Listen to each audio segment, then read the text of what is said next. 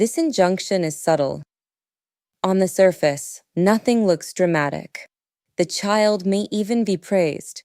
They may be capable, bright, talented. But somewhere in the emotional atmosphere of the family, success feels dangerous. Success creates tension. Success disrupts balance. Success threatens connection. And a child who depends on connection for survival quickly learns what is safe.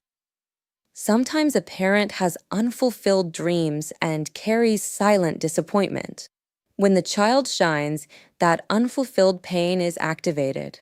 It may not be spoken directly, but it is felt.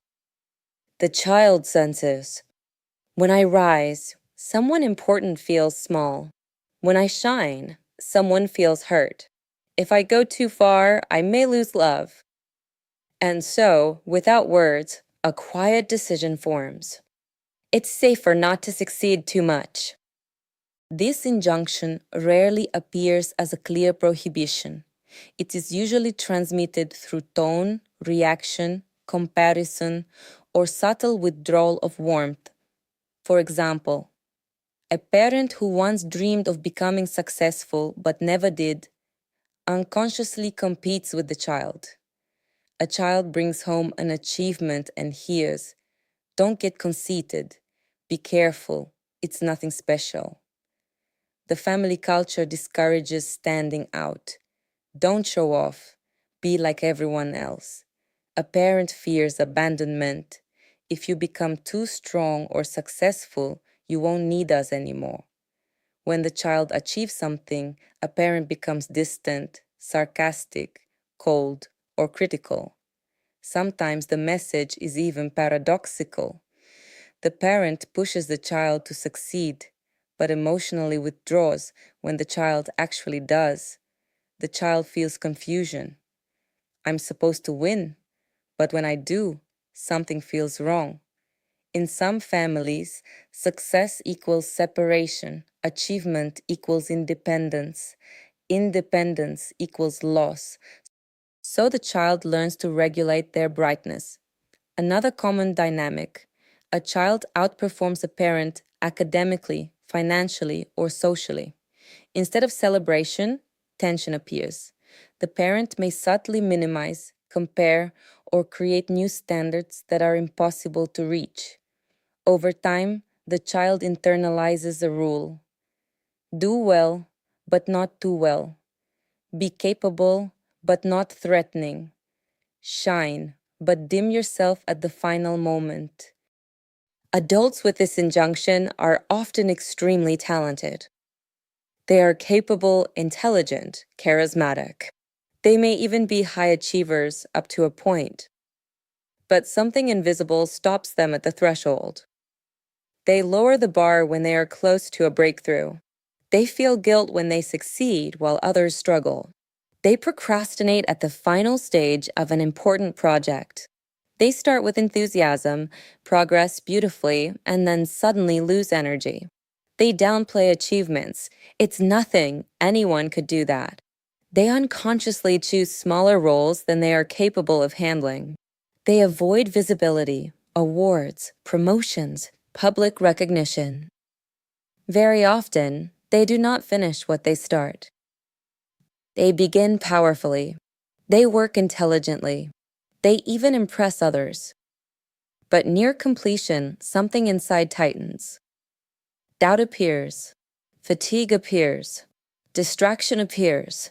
Conflict appears. And the project is left unfinished.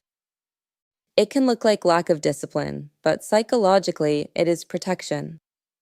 If I don't fully succeed, I don't fully separate. I don't fully surpass. Some people experience this as an invisible ceiling. When they approach recognition or success, self-sabotage activates. Missing deadlines by accident. Creating unnecessary conflicts. Losing interest right before completion. Suddenly questioning their competence. The old internal message wakes up: don't dare be more than you are allowed to be. There are two common adaptations. 1. The quiet limiter. They stay under the radar.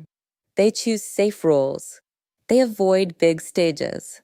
They stay comfortable but slightly dissatisfied. 2. The high performer who collapses. They push themselves hard, overachieve, and then burn out or sabotage at the final moment. Success is approached, then destroyed. Both are ways of staying loyal to the early decision. If you recognize this injunction in yourself, it can be very helpful to explore your life script more deeply. At this stage, many people benefit from understanding their script process, the unconscious pattern through which life events tend to unfold, their drivers, the internal pressures that push them to behave in certain ways, the broader structure of their life script, including repeating patterns of success, self-sabotage, and limitation. Seeing these patterns clearly often brings a powerful realization. What once felt like fate is actually a script that can be rewritten.